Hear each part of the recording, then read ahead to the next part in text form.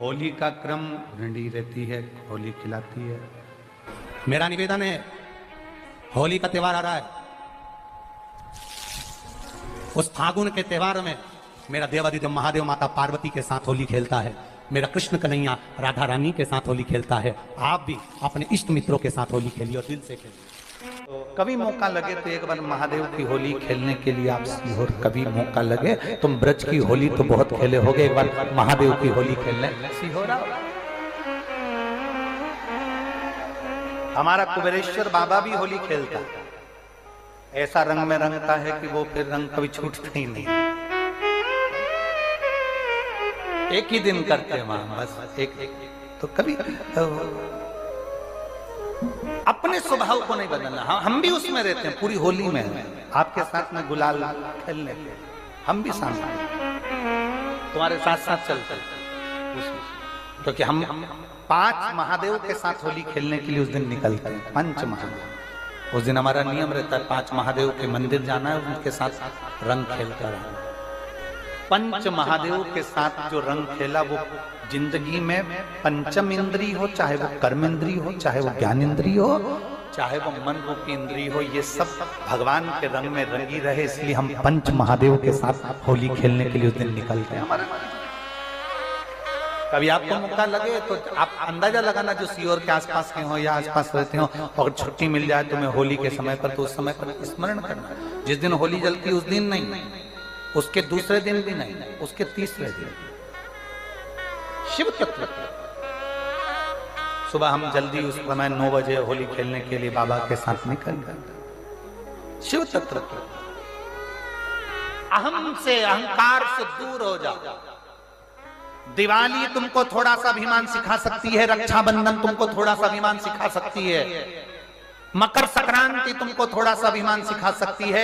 कई माताएं मकर संक्रांति पर सामान बांटती है, कोई कहेगी मैंने चलनी बांटी, कोई के मैं बाल्टी बांटी, कोई के मैं डब्बा बांटी, मैंने तो ये बांटा, मैंने तो थोड़ा सा अहंकार सिखा सकती है मकर संक्रांति भी। रक्षाबंधन भी तुमको अहंकार सिखा सकती है, मैंने तो देखो चांदी की राखी बांधी, मैंने सोने की राखी बांधी, मेरे बहन ने साड़ी दी, मेरे भाई ने ये दिया, मेरे भाई ने, वो भी अहंकार सिखा सकती है। दीपावली भी अहंकार सिखा सकती है कि मेरे पर्दे इतने के लगाए, सोफा सेट इतने का लिया, बेड शीट इतने के लिए, मैंने घर में रंगोली ऐसी डाली, मैंने गुजिया पपड़िया ऐसा बनाया, वो भी अहंकार सिखा सकती है।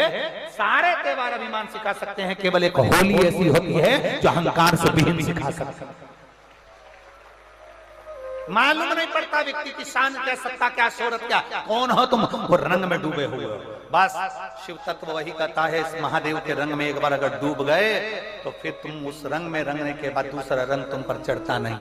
दुनिया के लोगों ने कहानी गलत गढ़ दी, पूरी कहानी गलत बताई। अगर दुनिया के लोग सही कहानी बताते तो भतीजा और बुआ का संबंध खराब नहीं होता। कहानी गलत थी ना। लोगों ने कहा, हिरण्यकशिपु ने अपनी बहन से कहा, बहन तू अपने भतीजे को गोदी में रख कर बैठ जा और चादर ओढ़ कर बैठ जाना, तू बच जाएगी, तेरा भतीजा जल जाएगा। तो बुआ भतीजे को जलाने के लिए गोदी में लेकर बैठी। बोलो सही है कि गलत है? लोगों ने कहानी गलत बताई। होली का लोगों ने कहा उसने अपने भतीजे को जलाया। पहले तो होलिका का नाम तो निकालो कि होलिका का नाम क्या है। कथा वालों ने कह दिया हिरण्यकशिपु की बहन थी होलिका, वो अपने भतीजी प्रहलाद को गोदी में लेकर बैठ गई। वो प्रहलाद को हाथी के पांव के नीचे डाला, खोलते तेल में डाला, अग्नि में डाला, इसमें डाला, उसमें डाला, नहीं मरा। आखिरी में अपनी बहन से कहा होलिका तो अपने भतीजे को गोदी में लेकर बैठ जा। पहले उस होलिका का असली नाम तो लाओ, जिस होलिका का नाम विष्णु पुराण में डूंडा लिखा है। क्या नाम लिखा है? डूंडा। होलिका का असली नाम लिखा है विष्णु पुराण में डूंडा। इसलिए आज भी होली में लकड़ी नहीं जलाई जाती, मोटे मोटे डूंड जलाए जाते हैं, क्योंकि उसका नाम डूंडा है। और डूंडा बैठी अग्नि में, भतीजे को गोदी में लेकर बैठ गई। उसके पास में एक ब्रह्मा जी की चादर थी, जिसको ओढ़ कर बैठ जाती थी तो आगी में जल नहीं सकती थी। डूंडा ने देखा चारों तरफ से आगी लग गई, मेरा भतीजा जल जाएगा। तो बुआ को लगा मेरा भतीजा जल जाएगा। बुआ वो होती है जो दुआ देती है, बुआ कभी बद्दुआ नहीं देती है। और डूंडा ने अपनी चादर को उतारा, आगी चारों तरफ से लग गई। बुआ को लगा मेरा भतीजा जल जाएगा, तो अपनी चादर उतार कर अपने भतीजे पे डाल दी। और बुआ खुद जल गई पर अपने भतीजे को नहीं जलने दिया। ये कथा है, पर लोगों ने उसको पूरी पलट दिया, पूरा पलट दिया। बुआ कब जलाई अपने भतीजे को? आप में से इतनी सारी बुआ बैठी हैं, कभी अपने भतीजे को अपशब्द कहा? कभी अपने भतीजे को श्राप दिया? कभी अपने भतीजे को बद्दुआ दी? नहीं। जब भी बोलती हो मेरा भतीजा खूब फले फूले, भगवान कृपा करे मेरे भाई जैसा नाम कमाए, मेरा भैया कितना नाम कमाता वैसा मेरा भतीजा नाम कमाए, तो भतीजे को चाहिए जब बुआ घर में आए तो अपने मम्मी पापा से कहना, पापा मम्मी 2 साड़ी देना, क्योंकि अब मेरी नौकरी लग गई है, मैं कमाने लगा हूं, मैं कमा रहा हूं, इसलिए मम्मी एक काम करना, 1 साड़ी पापा देंगे अपनी बहन को और 1 मैं दूंगा अपनी बुआ को। तो मम्मी कहेगी तू अपनी बहन को देना, बुआ को क्यों दे रहा है? तो कह देना अगर आज मैं दूंगा तो उसके भी भतीजे उसको देंगे। ये हमारे यहां क्रम चालू होना चाहिए। होली में मोटे मोटे डूंड जलाए जाते हैं। डूंडा की राख तैयार होती है, उसका कालापन जो तैयार होता है उसको उठाकर ले आए और कपड़े में उसको छान कर राख तैयार कर 3-4 बार छानने के बाद उस भस्म को 12 बजे से 1 बजे के बीच में शिव जी को समर्पित कर देता है और उस भस्म को उठाकर उसमें घी मिलाकर मस्तक पर तिलक लगाकर चले जाता है। वो जिंदगी में कभी हार नहीं सकता, विजय ही पाकर आता है, उसकी कभी हार नहीं हो सकता।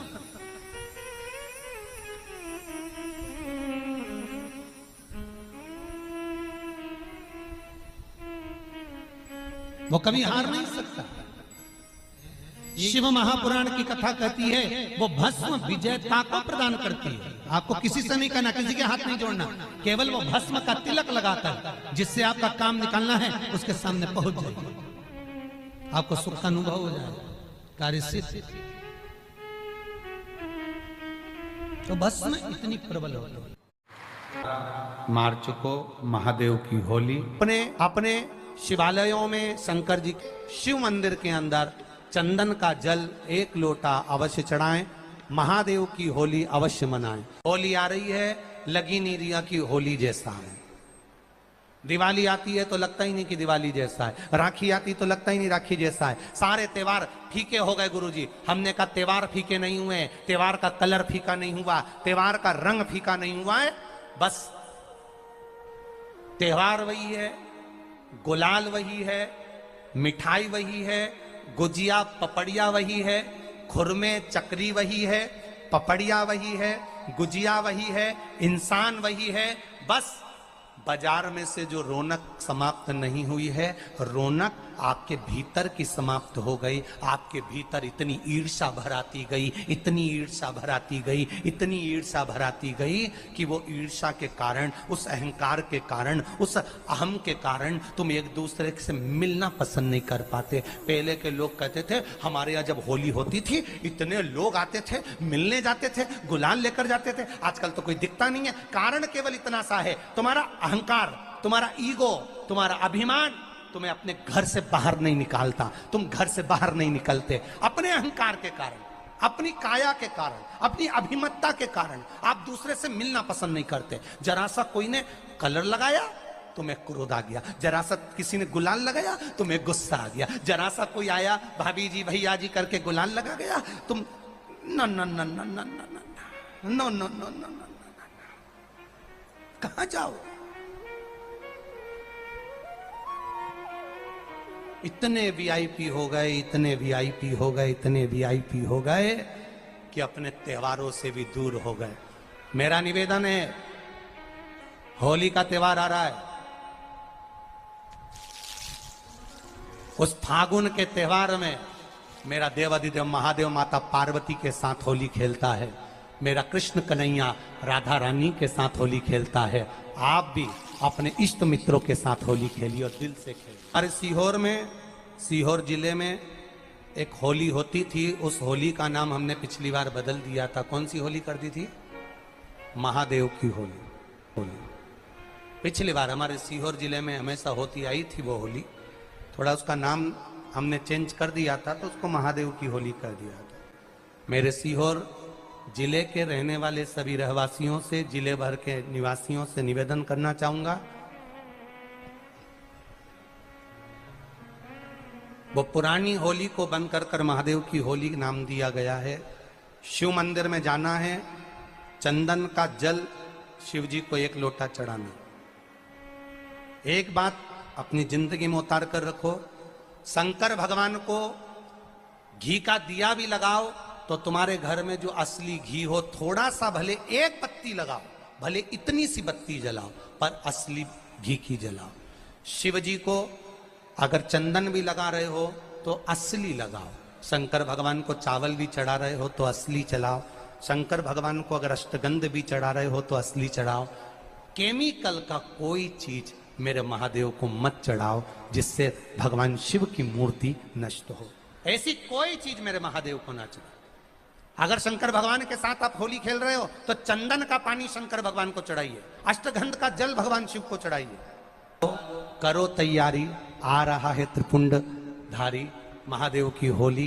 बड़े आनंद के साथ मेरा निवेदन, अपने शिवालयों में, शंकर जी के मंदिरों में, सीहोर जिले के प्रत्येक शिव मंदिर के अंदर चंदन का जल 1 लोटा अवश्य चढ़ाएं। महादेव की होली अवश्य मनाएं। और भाव के साथ 5 मंदिर हम भी जाएंगे, कोई जुलूस नहीं, कोई क्रम नहीं, बस बाबा को आराम से जल चढ़ाना ही एक नियम है और बाबा को जल चढ़ाएंगे। आप सब बड़े आनंद के साथ महादेव की होली का स्मरण करिए। महादेव की होली के दिन और बेलपत्री की जड़ के नीचे जाकर प्रयास करा करो कि लाल चंदन का जल, लाल चंदन को घिसकर कलश में उस चंदन को डालकर जल भरकर उसको बेलपत्री की जड़ के नीचे सींचन करने का प्रयास करा करो। है कि धीरे धीरे कर कर वो दुख समाप्त होगा, वो दुख कटेगा ही।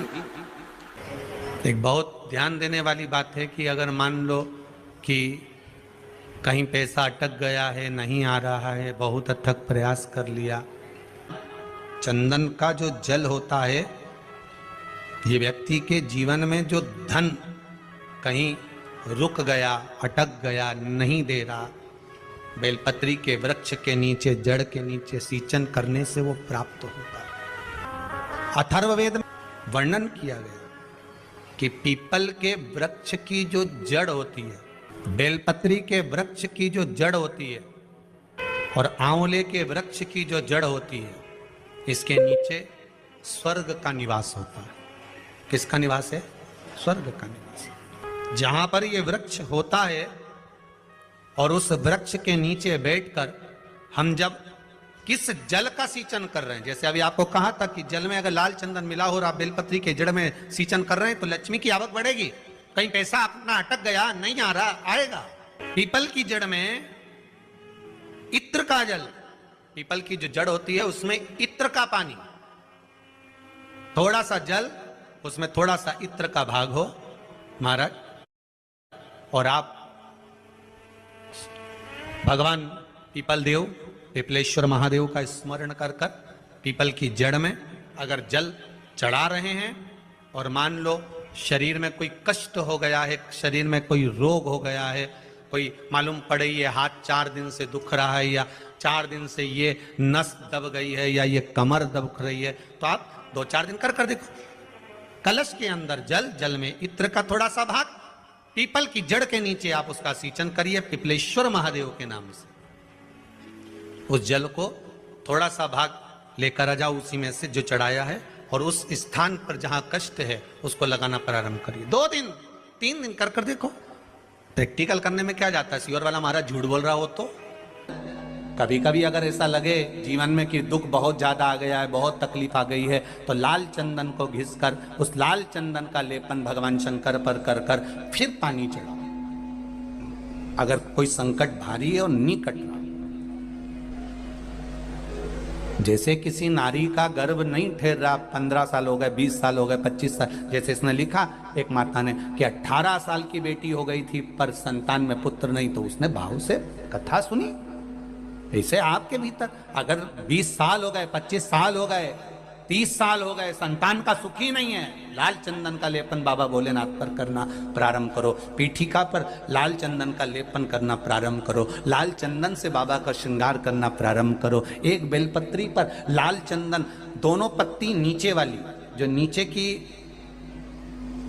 नीचे की जो 2 पत्ती होती है इस पे लाल चंदन और बीच वाली पत्ती पर पीला चंदन लगाकर बाबा के शिवलिंग को समर्पित करिए, बाबा से प्रार्थना करिए, रोज प्रार्थना करो। परंतु एक बात का स्मरण रहे, 25 साल हो गए, 20 साल हो गए, 30 साल हो गए, संतान नहीं, तो पहले जल से अभिषेक कराना, अभिषेक कराकर उस जल का आचमन करने के बाद हाथ को खासा करना, धोना, उसके बाद में फिर वापस बाबा का स्नान कराओ, फिर चंदन का लेपन कराओ, फिर 1 लोटा जल चढ़ाकर बाबा का स्नान कराओ। बाबा का बड़ा सुंदर भाव से लाल चंदन से जो अभिषेक करता है, बाबा को लेपन कर कर फिर जल चढ़ समर्पित करता है, निश्चित है उसकी गोदी मेरा देव अधिदेव महादेव जरूर भरता है, ये निश्चितता है। हम तो बेटियों से भी कहते हैं, जिसका विवाह नहीं हो रहा हो, 25 साल, 30 साल, 27 साल, 28 साल, 32 साल, 40 साल हो गए हो, नहीं हो रहा हो बेटा बेटी का विवाह, उसे लाल चंदन का प्रयोग अशोक सुंदरी वाली जगह पर 7 बिंदी लाल चंदन की लगाकर 7 बेलपत्र 7 बिंदी पर रखिए और महाराज अपनी कामना कर कर भगवान से आइए, बाबा देगा, करेगा, 3-4 महीने में विवाह पक्का करेगा। ये लाल चंदन की महत्वता है शिव तत्व। रोग बढ़ गया, बेलपत्री के वृक्ष के नीचे दीप लगाना प्रारंभ करो, बाबा से विनती कर कर घी का दिया लगाइए बेलपत्र वृक्ष के नीचे, बाबा से निवेदन करें, रोग निवारण होगा।